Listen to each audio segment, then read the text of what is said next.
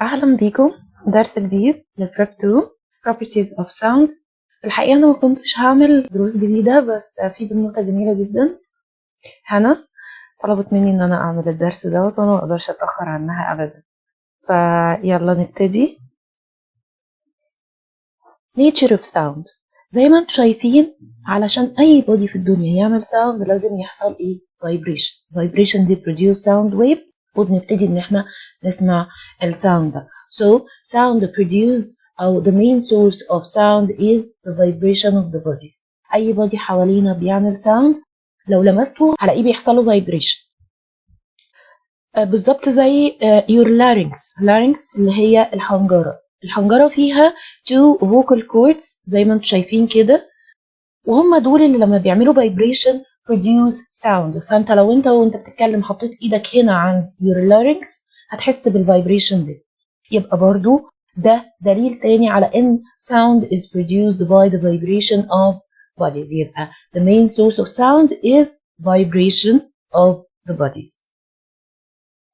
طيب اتفقنا من الدرس اللي فات ان sound waves هي mechanical waves، وتعالوا نفتكر يعني ايه mechanical waves. يعني need medium to travel through، تمام؟ وفي نفس الوقت هي longitudinal. برضو تعالوا نفتكر ايه هي longitudinal wave، اللي هي consists of compressions and rarefactions وال particles of the medium vibrate along the direction of propagation. هنا لو بصينا هنلاقيها فعلا consists of compressions و rarefactions اهم spread through air، تمام؟ والسنتر هنا the vibrating body أو the source of sound، تمام كده؟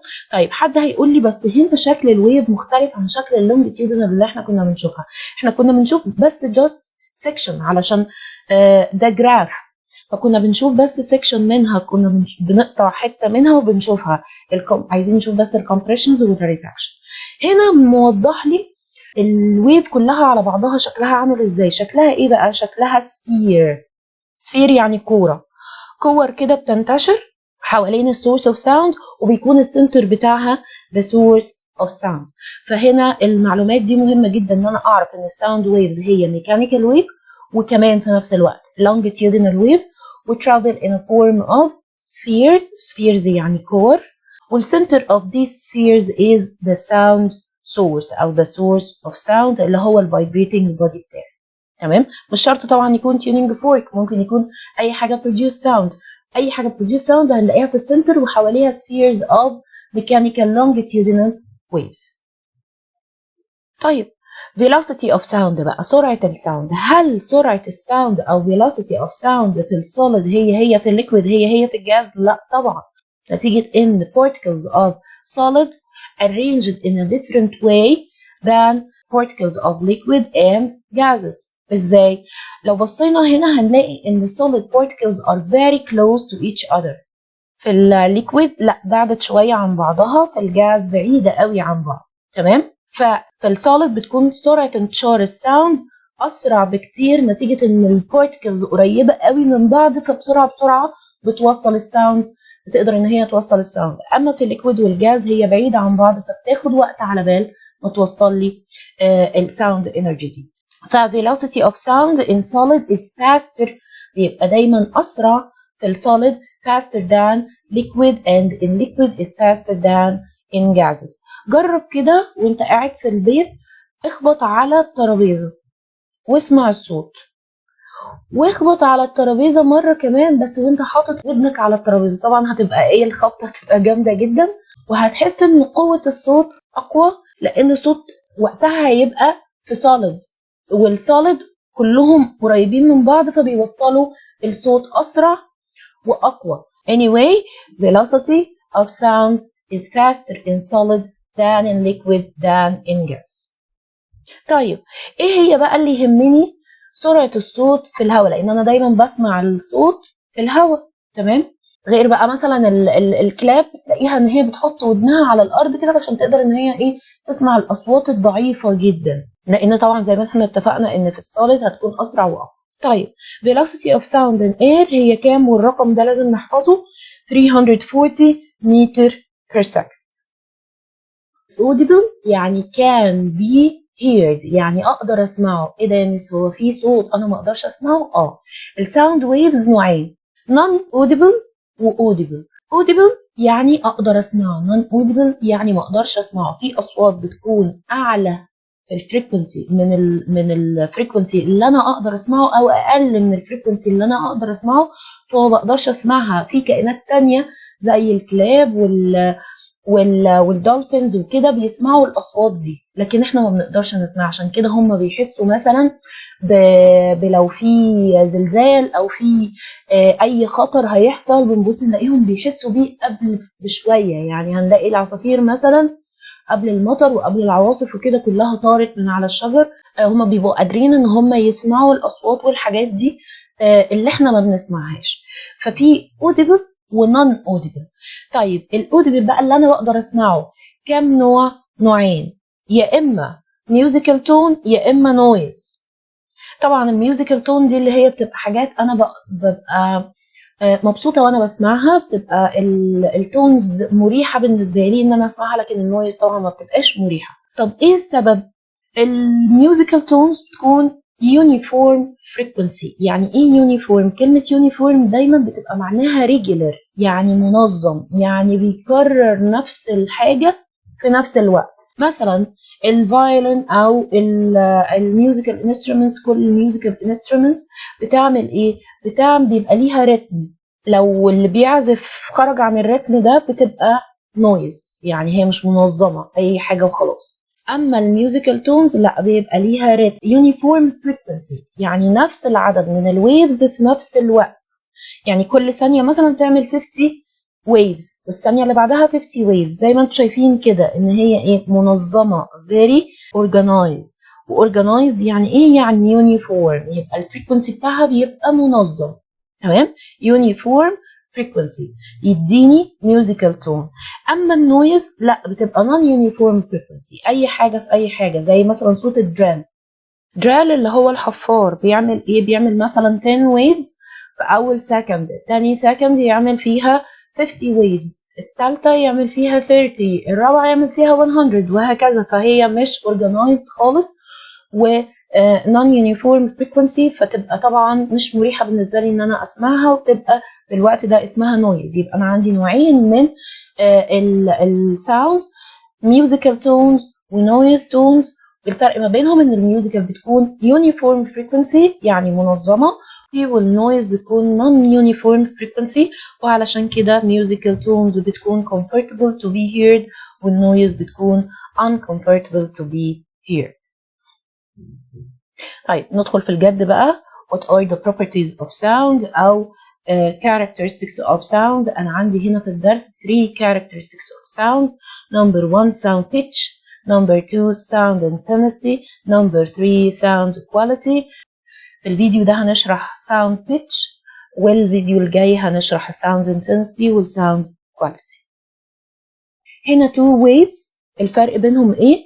لو بصينا هنا هنلاقيها produce مثلا 3 waves، لكن هنا هتبقى produce 6 waves. يعني هنا produce small number of waves in 1 second، لكن هنا produce large number. علشان كده انا قلت على دي ان هي low frequency، لكن هنا high frequency. تمام، ده الفرق ما بينهم هما الاثنين. low frequency لما بنلاقيها produce small number of waves بتبقى low frequency، اما large number of waves بتبقى high frequency. low frequency معناها ايه؟ لو سمعت الصوت في low frequency هلاقيه rough، لو سمعت الصوت في الهاي frequency هلاقيها sharp. الويف دي صوتها rough، اما الويف دي صوتها sharp. يعني ايه rough وشارب؟ زي بالظبط الفرق ما بين صوت اللاين والسبارو العصفورة. صوت الأسد بيكون رف، صوت العصفورة بيكون شارب. عرفتوا الفرق أو معنى رف وشارب؟ زي صوت الفرق ما بين صوت المان والومن، صوت الراجل بيكون رف أما صوت الومن بيكون شارب. ده معنى رف وشارب. طيب لو أنا لقيت الصوت رف يبقى أكيد هي low frequency، لو انا لقيت الصوت شارب يبقى اكيد هي high frequency. تمام كده؟ طب لو هو low frequency ورف هقول عليه ايه؟ هقول عليه low pitch. دي البيتش بقى اللي احنا بنتكلم فيها. تمام. ولو هو high frequency وشارب هقول عليه high pitch. تمام. يبقى كلمة sound pitch معناها لما اسألك على الساوند pitch معناها ان انت تقول لي الساوند اللي انت سامعه ده high pitch ولا low pitch. هتعرف منين؟ هتعرف من الفريكونسي او من نوع الساوند اللي هو rough او sharp. لو لقيته rough يبقى هو low frequency و low pitch. لو لقيته sharp يبقى هو high frequency و high pitch. ده معنى كلمة sound pitch. يبقى sound pitch لما اسألك عليها أنا عايزة أعرف منك high pitch ولا low pitch. وبالمناسبة high pitch مش معناها قوي. high pitch معناها sharp. يعني ممكن صوت العصفورة طبعا أكيد مش أقوى من صوت الأسد، لكن sharper أرفع. تمام. soft أكتر. تمام. يبقى البيتش مش معناها مين فيهم اقوى، لا البيتش معناها مين فيهم شاربر. الشاربر حتى لو كان ضعيف بيبقى هاي بيتش، الرف حتى لو كان قوي بيبقى لو بيتش. لو سمعت صوت اللاين بلاقيه رف، ورف معناه ان الويف low frequency زي ما انتم شايفين كده low frequency بتعمل small number of waves in 1 second، فبقول عليه ان هو has rough sound يعني low pitch. اما السبارو لو بصينا على الساوند ويف هنلاقيها high frequency يعني produce large number of waves in 1 second، ولو سمعت صوتها هلاقيها sharp يعني high pitch. تمام. طيب تعالوا نعمل comparison between sound of line and sound of sparrow. line has low frequency زي ما شفنا يعني rough يعني low pitch، وسبارو high frequency sharp high pitch. من هنا نقدر نعمل definition للsound pitch. يعني ايه sound pitch يا جماعة؟ sound pitch هي property of sound that distinguishes أو differentiate، يعني بتساعدك ان انت تفرق ما بين الharsh sound والsharp sound.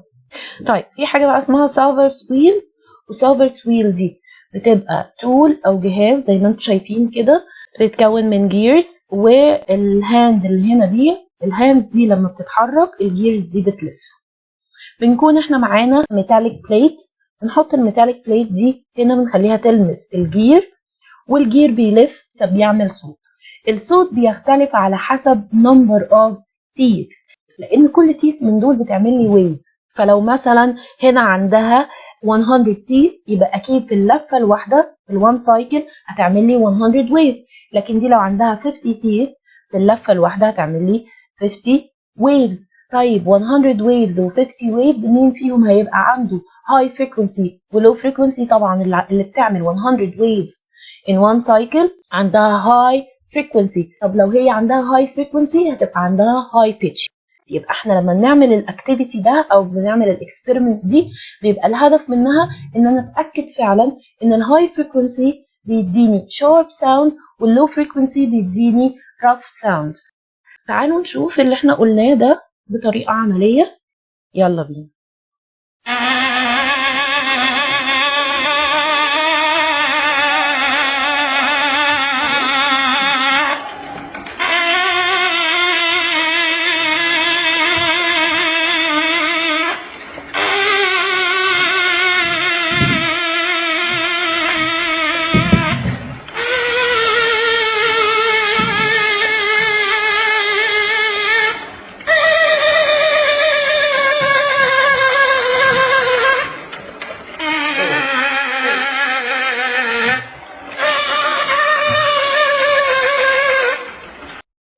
زي ما شفنا أول جير كان small number of teeth يعني low frequency، يعني صوت الميتاليك بليت عليه كانت بتديني صوت رفع. أما آخر واحد خالص احنا كل ما بننزل طبعا مع الجيرز بتزيد number of teeth. آخر واحد خالص اللي هو عنده larger number of teeth عنده sharp sound يعني high frequency. طيب ايه الستبس؟ number 1 rotate Salvers wheel at the same time one of the gear's teeth contact a flexible metal sheet. يعني هنلف السالفرز ويل وفي نفس الوقت هكون مجهزة metallic sheet وهخليه يلمس one of the gears. Listen to the tone produced from each gear. هبتدي بقى أسمع التون اللي هتطلع من كل gear من دول.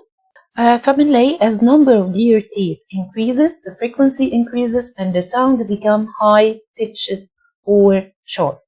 يبقى اتأكدنا فعلا من الاكسبيرمنت اللي عملناها في السيلفرز ويل ان كل ما زادت number of gear teeth كل ما زاد الفريكونسي كل ما كانت high pitch كل ما كان sharper. تمام. ومن هنا قدرنا ان احنا نعمل low. اللو ده علشان to get the frequency by using Silver's wheel. تمام. اللو ده بيخليني ان انا to determine the frequency of a specific tone. يعني لو انا عندي تون معينه سواء كانت high pitch او low pitch او sharp او rough يعني اقدر اجيب الفريكونسي بتاعها ازاي؟ ان انا بقول number of cycles عدد اللفات اللي انا لفتها. مش احنا اتفقنا ان في عندنا هنا هاند والهاند دي بتلف وفي هنا الميتاليك بليت دي اللي هي بتعمل لي الصوت. فعدد اللفات number of cycles multiply number of teeth. الجير ده عنده how many teeth. تمام. divided time اخد وقت قد ايه في عدد اللفات. يعني مثلا لفيت 10 cycles. تمام. بشوف انا لفيت ال 10 cycles دول في وقت قد ايه في 3 مثلا minutes وبشوف ال number of teeth هيديني الفريكونسي. يبقى to get the frequency number of cycles multiply number of teeth divided time. تمام. طيب تعالوا نشوف بقى example لبروبلم من البروبلمز اللي ممكن تجيلي في الامتحان على الساوند بيتش او على السيلفرز wheel. Problem 1. What's the frequency of a tone produced by Silver's wheel that rotates with velocity of 900 cycles in 3 minutes? The number of teeth of the gear is 30 teeth. تعالوا نشوف ازاي نجاوب. طبعا احنا متفقين ان احنا بنطلع الجيفنجز بتاعتنا الاول. اول حاجه frequency معرفوش طلبوا مني. بعد كده 900 cycles دي هتبقى number of cycles. 3 minutes time equal 3 multiply 60 علشان نجيبها بالseconds 180 second. تمام. 30 teeth هتبقى number of teeth. تاني خطوة هكتب الرول بتاعي اللي هو بيقول frequency equal number of cycles multiply number of teeth divided time.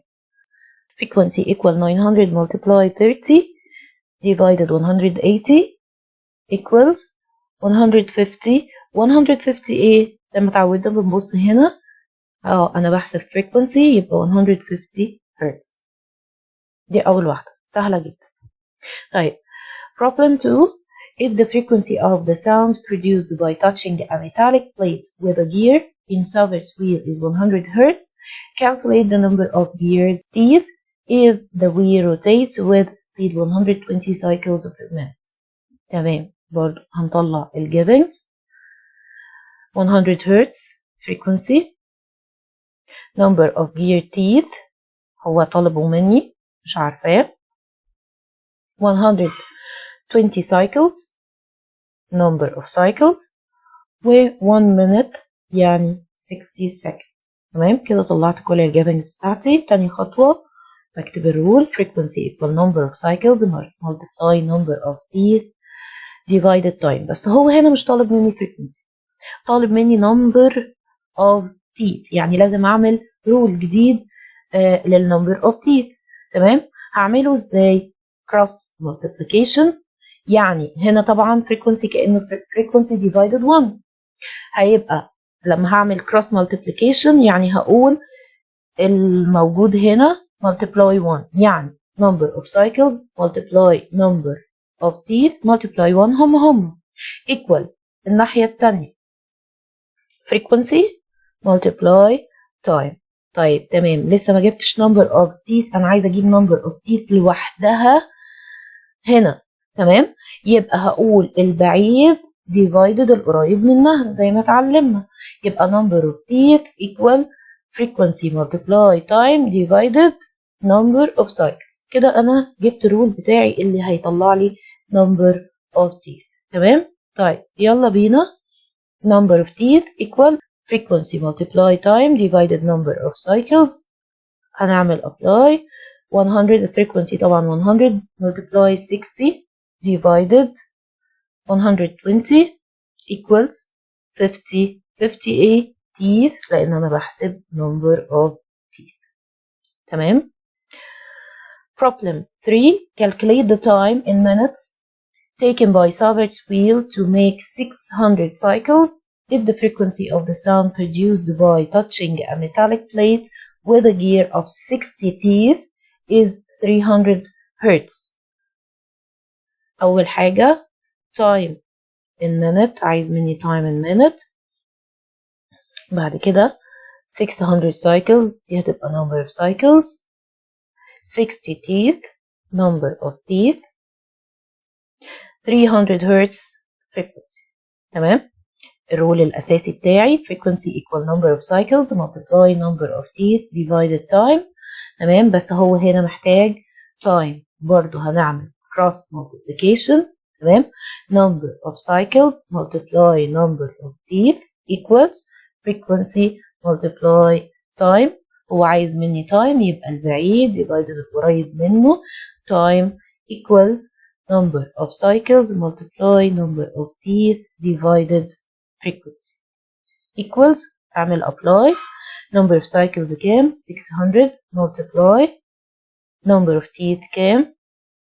60 divided frequency 300 equals 120 a second لأن أنا بحسب time. كده احنا خلصنا أول جزء اللي هو sound pitch بالبروبلمز بتاعته بكل حاجة. المرة الجاية إن شاء الله هناخد sound intensity و sound quality. يا رب بالتوفيق، وما تنسوش تعملوا سبسكرايب علشان القناة تستمر ونعمل لها دعم شوية. Thank you very much. Hope to find you well next video إن شاء الله.